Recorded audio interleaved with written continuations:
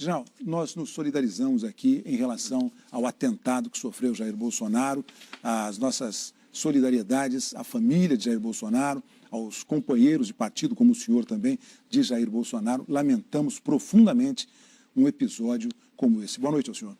Boa noite, Heraldo. Boa noite a todos. Boa noite àqueles que estão acompanhando. Realmente, é mais do que um atentado ao Bolsonaro, é um atentado à nossa democracia. Mas o que eu quero destacar é que hoje é 7 de setembro, dia da união de todos os brasileiros, dia da nossa independência. E é essa a mensagem que a equipe que trabalha com o deputado Bolsonaro deseja passar ao nosso país.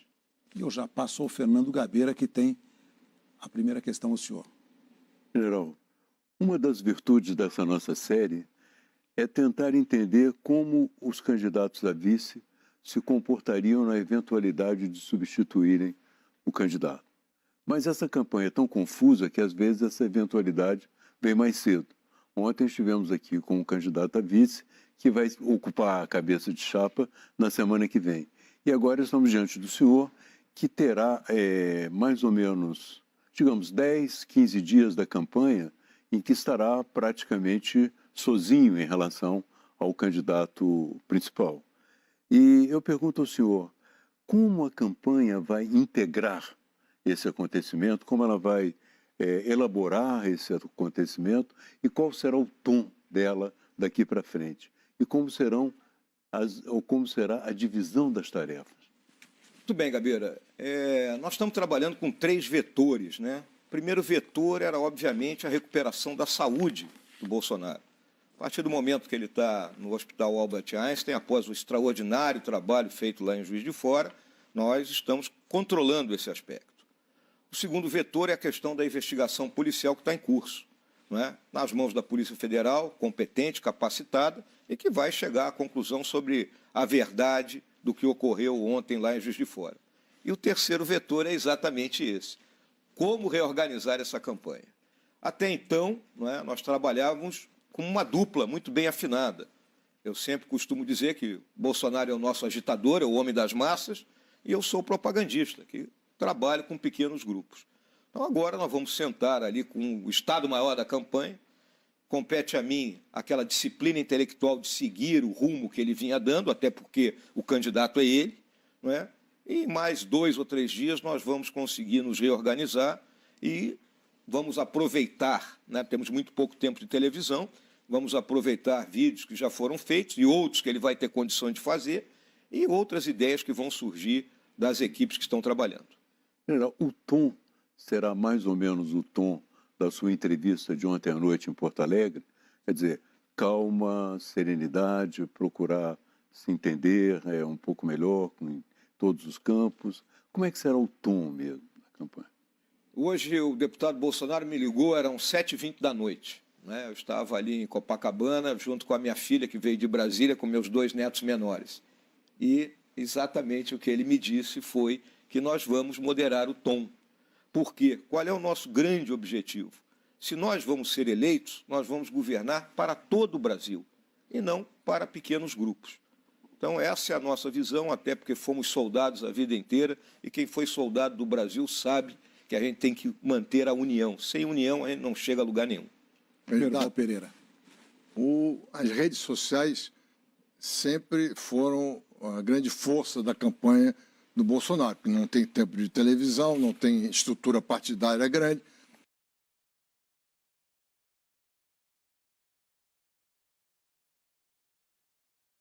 Sabendo que nas redes sociais a maior parte das mensagens das campanhas é incontrolável. A maior parte não depende diretamente de uma ordem de alguém. Tem militantes espalhados, o senhor tem condição de controlar essa militância para não deixar que o tom da campanha nas redes sociais seja um tom agressivo? A gente não tem condições de controlar 100% disso aí, não é, Merval? Isso é uma realidade. Agora, nós estamos difundindo pequenos vídeos, não é? Eu mesmo já fiz uns 2 ou 3, não é? Mandando o pessoal, né? Vamos raciocinar, vamos focar. Qual é o nosso foco? O nosso foco é difundir as ideias do Bolsonaro, as nossas ideias de campanha, as nossas propostas para o país, que é o que eu considero fundamental numa campanha, em vez de ficar todo mundo se atirando abaixo da linha da cintura, como já estava meio que ocorrendo, e que acaba levando a incidentes dessa natureza. Andréa Sadi. Candidato, queria falar um pouco sobre as primeiras reações ontem da campanha do Bolsonaro a esse atentado. A primeira coisa que o senhor disse ali foi o seguinte, abre aspas, se querem usar violência, os profissionais da violência somos nós, fecha aspas. Depois o senhor disse que se referia ali ao Estado, né? Mas o Bibiano, que é o presidente do PSL, um dos principais coordenadores da campanha do Bolsonaro, disse à Folha ontem o seguinte, abre aspas, agora é guerra, fecha aspas. O que está valendo? Agora não é hora de apaziguar os ânimos? O que de fato, com qual dessas declarações a gente deve ficar em relação à campanha de vocês? O normal que acontece, né, quando ocorre um acidente, né, dessa natureza, um incidente traumático, né, a pessoa tem que ter muita calma, né, aquela velha frase aí, muita calma nessa hora. E realmente, né, se subiu um pouco o tom, mas depois, atenção gente, vamos baixar o tom, porque não é caso de guerra, né? E, como eu disse aqui, a investigação do assunto é responsabilidade da Polícia Federal. Que a polícia descobrir, que se leve ao devido processo legal, que se julgue e se condene, se for o caso. Mas que tipo de trabalho o comando da campanha está fazendo nesse momento para ir em direção disso que o senhor está falando? É exatamente o que eu respondi ao Merval, né? Nós estamos lançando esses pequenos vídeos, fazendo contato com aquilo que a gente pode chamar dos nossos cabeças de chave nos diferentes estados e passando a palavra de ordem. Atenção, reduzir as tensões. Não adianta haver o confronto nesse momento, que não faz bem a ninguém e é péssimo para o país. General, o senhor disse que pouco tempo atrás o senhor falou por telefone com o candidato Bolsonaro. Como é que ele estava? Como é que foi esse diálogo? Ele me ligou, quem ligou foi o filho dele, o Carlos, né? Colocou no Viva Voz e que ele gostaria de transmitir algumas ideias para mim a respeito dessa entrevista que iria ocorrer.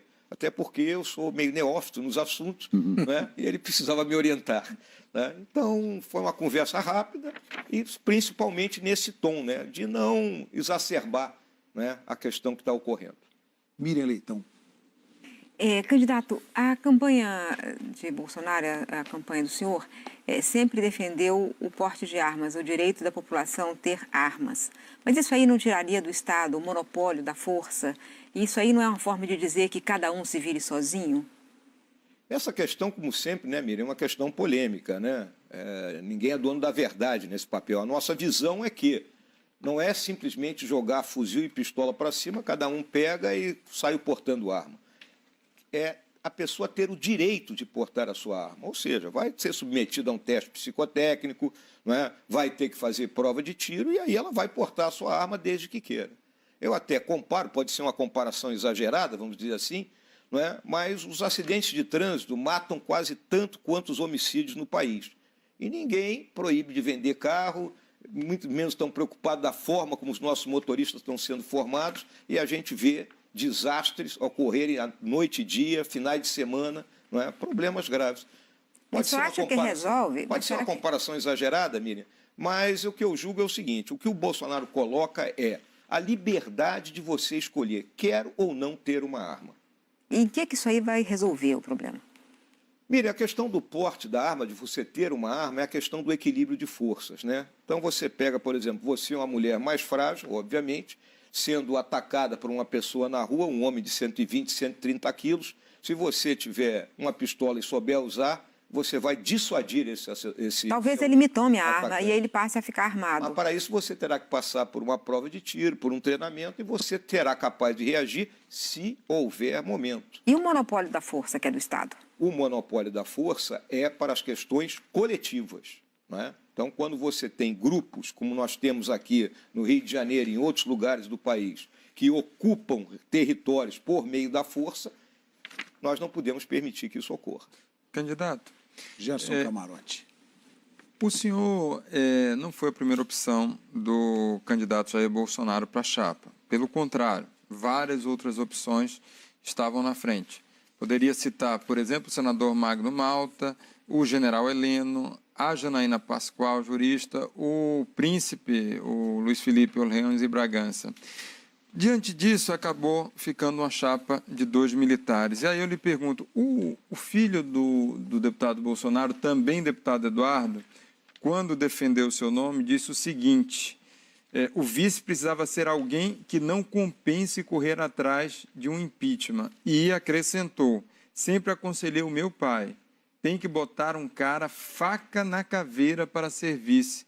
O senhor concorda com isso? O que ele quis falar com essa... tem que ser um vice faca na caveira? Acho que talvez ele tenha querido dizer que eu sou um cheque, né, para o Bolsonaro, né, que as pessoas vão olhar, vamos fazer o impeachment do Bolsonaro, mas quem está por trás dele é o general Mourão. Né? Mas, na realidade, não é desse jeito, viu, camarote? Mas o senhor está dizendo isso porque está atrás do Bolsonaro, dissuadiria os parlamentares ou... Como se eu fosse o bicho-papão. Na realidade, não é assim. O que eu quero deixar claro, vou conceder um furo aqui a todos. Né? Eu sempre fui a primeira opção. Há 3 anos atrás, em 2015, eu era comandante militar do Sul. Ele me procurou e disse: eu vou ser candidato a presidente. Conto com você. Quando eu estava para passar para a reserva, no final de fevereiro, ele disse: preciso que você se filie a um partido político. Eu digo: pô, mas eu vou me filiar a um partido político? Eu já disse que eu não quero ser candidato. O senhor tinha falado várias vezes que não... Não queria ser candidato.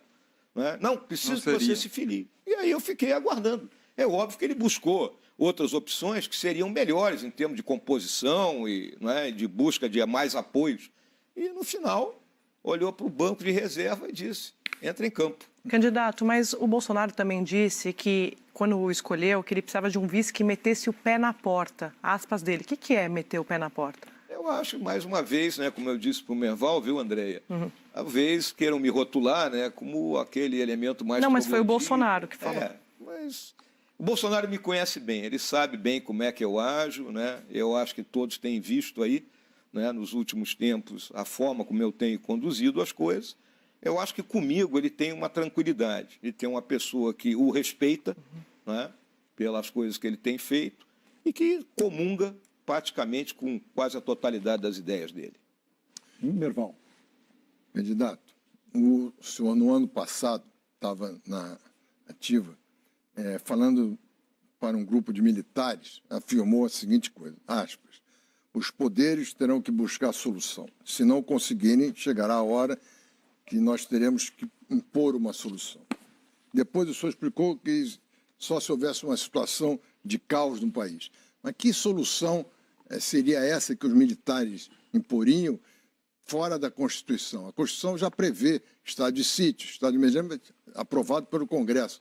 E o senhor acabou de revelar que, ao dizer essa frase, o senhor já tinha sido convidado para entrar na política. Esse convite teve algum peso nessa sua declaração? Julgo que não. Essa declaração, Merval, foi respondendo uma pergunta hipotética numa palestra na loja maçônica lá em Brasília, realizada em setembro do ano passado. Aí o perguntador até meio que se enrolou, invocou o artigo 142, Eu também não estava bem preparado para responder a pergunta naquele momento, já era o último lance do debate, mas ficou aquela ideia de que eu estava pregando um golpe militar. Essa foi a ideia que foi passada. E eu, em nenhum momento, preguei golpe militar. É uma questão de... Quando você olha a missão constitucional das forças, tem uma missão que eu considero que ela é uma coisa... Como é que interpretar isso? Que é a tal da garantia dos poderes constitucionais. Como é que a gente garante os poderes constitucionais? Mantendo a estabilidade. E se um poder não consegue mais cumprir a sua finalidade, o que nós fazemos? Então, é uma discussão que nós temos tido aí ao longo dos tempos, porque está escrito na Constituição. Mas o senhor, então, admite que as Forças Armadas podem intervir se julgarem que um poder está inerte ou está em perigo? Eu vou colocar aqui para ti, Merval. Eu vejo que o Brasil tem 4 objetivos nacionais permanentes: integridade do território, integridade do patrimônio, democracia e paz social. Quando você fala em integridade do território, integridade do patrimônio, é defesa da pátria. E quando você fala democracia e paz social, você está vendo as outras 2 missões, que é a garantia dos poderes constitucionais e a garantia da lei e da ordem. Mas, general, sempre a pedido por solicitação de um dos poderes, não é por conta própria. Pois é, mas quando a gente vê que pode ocorrer uma anomia, nós estamos falando aqui numa situação hipotética, né? Isso é hipotético. Quando você vê que o país está indo para uma anomia, na anarquia generalizada, que não há mais respeito pela autoridade, grupos armados andando pela rua. Mas não está na Constituição. A letra da Constituição não estabelece essa possibilidade. Isso é uma possibilidade fora. Porque, Heraldo, pedido. toda missão tem que haver uma interpretação. O comandante, no item 1 do estudo de situação do comandante, é interpretar a missão. E não é Não fácil, existe você. interpretação, né, general? Porque a letra, vamos tratar da literalidade Sim. da Constituição e o guardião da Constituição é o Supremo Tribunal Federal que interpreta. Só que a garantia dos poderes constitucionais não é por iniciativa de qualquer um dos poderes. A da lei e da ordem, sim. Miriam Leitão. Eu quero continuar nesse Essa assunto. O senhor ontem disse em Porto Alegre que a democracia é o nosso bem maior. E eu quero entender melhor exatamente em que situação esse bem maior pode ser sacrificado, na opinião do senhor. Exatamente, Miriam, quando há anarquia. Quando o país está... indo Agora para a há. anarquia. Agora não. Nós temos tido turbulências, né? Temos tido momentos aí que as coisas ficaram meio complicadas, mas não estamos chegando Pois aí é, no nível mas da isso anarquia. que ele está falando, ele faz direito, é o seguinte: não existe na Constituição a possibilidade das Forças Armadas agirem por conta própria. Existe apenas, assim, ela atende a comando de poderes institucionais brasileiros. É esse ponto que a gente não está entendendo muito bem. E para reforçar, eu queria lembrar uma frase do senhor que disse o seguinte: por que não vamos derrubar este troço todo? Até chegar o momento em que ou as instituições solucionem o problema político, a relação do judiciário, retirando da vida pública esses elementos envolvidos em todos os ilícitos, ou então nós teremos que impor isso. É sobre isso que o senhor está falando? Exatamente. O que acontece? Como eu te disse, foi uma pergunta feita ali no final de um debate, não é uma pergunta mal feita e também mal respondida por mim. Foi mal respondida. Passou uma imagem de que eu estava pregando um golpe militar. Pois é, mas é exatamente E não é isso que eu prego. Mas se não está na Constituição, uma intervenção é golpe. Vamos ver o seguinte, responsabilidade. Não é? As Forças Armadas elas têm a responsabilidade de garantir que o país se mantenha em funcionamento. Cruzamos os braços e deixamos que o país afunde? A política não tem como mediar isso? Se a política não estivesse mediando. Olha a situação que eu estou colocando, Cristiano. É o momento em que a anarquia toma conta do país. Não está acontecendo. Volto a dizer. Mas Em qualquer hipótese, uma intervenção Quem é que Agora, vai decidir que a situação está No de limite, anarquia, nesse limite que o senhor está Para isso colocando? existe comandante, né? O comandante teria que decidir, não seria a iniciativa Mas de... o comandante quem? O presidente da República? O próprio presidente da República ele é o comandante em chefe das Forças Armadas, ele pode decidir isso, ele pode decidir empregar as Forças Armadas. Aí você pode dizer, Mas isso tem um regras, autogolpe. é só o Congresso Nacional. É um autogolpe. É um autogolpe, você pode dizer isso. Mas é o Congresso que tem que decidir. É um autogolpe também. Quer dizer, o senhor admite a possibilidade teórica de haver um autogolpe? Já houve em outros países, né? Aqui nunca houve. Mas em outros aqui o países senhor houve. admite, na situação do Brasil, no nível de avanço democrático que o Brasil já conquistou? Não acho que vai ocorrer, camarote. Não acho que vai ocorrer. Eu respondi a uma hipótese, não é? Trabalhamos em cima de uma hipótese, eu tenho dito em todas as vezes, já me perguntaram esse assunto várias vezes, né? Que era uma hipótese. Eu não vejo no momento que o Brasil está vivendo, com todas as dificuldades que nós temos, com o Congresso, com muita gente envolvida em atos de corrupção, com o Executivo sem conseguir realizar suas tarefas, às vezes com as reclamações que nós temos em relação à lentidão do Judiciário, à falta de ação do Judiciário, mas prosseguem funcionando as instituições brasileiras. E o nosso comandante, vou colocar o Eduardo Vilas Boas, ele tem deixado isso muito claro todas as vezes,